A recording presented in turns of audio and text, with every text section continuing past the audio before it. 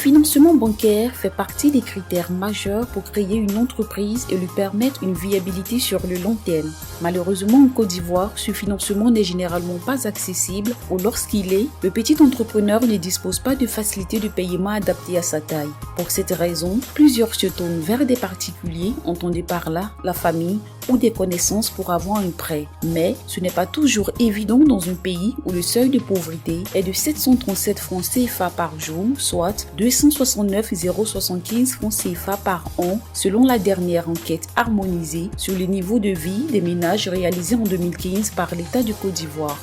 Je me rends maintenant au cœur de l'action. Ne vous y trompez pas, cet endroit n'est pas un marché. À la base, c'est une intersection de plusieurs voies débouchant sur d'autres communes. Cependant, il est devenu officieusement l'un des centres commerciaux les plus populaires de la ville d'Abidjan. Mais qui sont ces personnes qui ont décidé de faire de la rue un centre commercial et pourquoi le font-elles? Voilà ce que nous allons tenter de comprendre.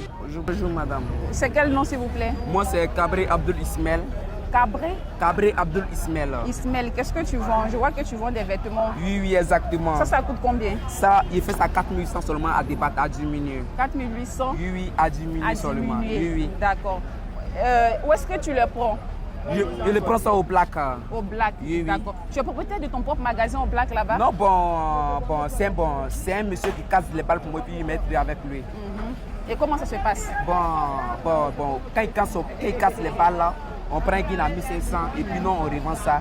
On peut vendre un guin à 4800 ou bien à 4500. On peut avoir nos bénéfices là-dessus. Après, c'est le bénéfice qui parle. Voilà. Donc, on peut prendre un guin à 1500, on peut vendre ça à 1500.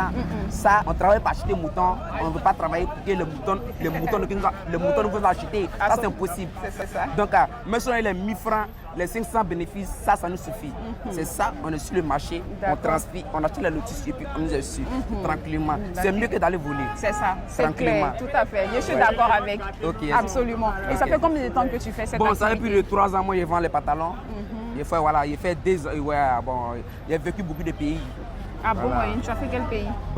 Il fait les Guinées, il fait 2 au Maroc, mais malheureusement ça peut marcher. Donc ici, il revient en Côte d'Ivoire.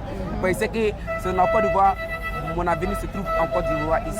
C'est pour ça que je suis là spécialement pour la Chine populaire, pour qu'on ait qu'à s'aider, le courage pour vendre et puis tout tombera ça. D'accord. C'est tranquillement. Est-ce que tu as fait des études, tu es allé à l'école? Exactement, maman. Tu as quel niveau? On peut savoir.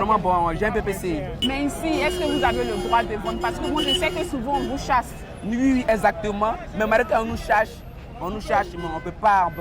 Malgré qu'on nous cherche, on est obligé de prendre le courage pour vendre. Mais pourquoi on vous chasse au juste? En fait, parce que le maire a dit qu'on va sur la route parce qu'ici, les camions passent, ça cause les accidents, les kissa, donc ça on nous cherche.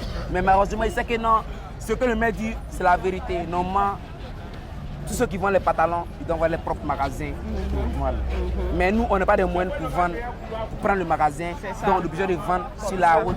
Comme ça, le bénéfice qu'on va avoir, on est obligé de garder ça un peu. Et puis nous, demain aussi, on va nous appeler patron. Mais ça va, tu arrives à vivre. Ça. Oui, exactement. C'est dans ça, il paie ma maison, il fait tout. Mais on dit souvent que parmi vous, excuse-moi, on dit qu'il y a des voleurs parmi vous. Exactement. Il y a des malhonnêtes. Est-ce que c'est vrai? Exactement, oui. C'est vrai. La question que j'ai posée, oui, il y en a qui ne pas, oui. C'est la vérité. Souvent, quand nous on les voit, ils ont les lames, quand les dames passent et déchirent les sacs.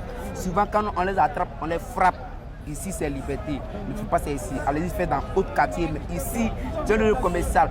Handicapés par un niveau d'études insuffisant, freinés par l'impossibilité d'acquérir des magasins respectant les normes, vendre en pleine rue dans des conditions qui font d'eux des hors-la-loi, ces commerçants ou ces grouilleurs, comme on les appelle communément en Côte d'Ivoire, jouent au chat et à la souris avec la loi pour tenter de survivre dans une société où la vie est de plus en plus chère.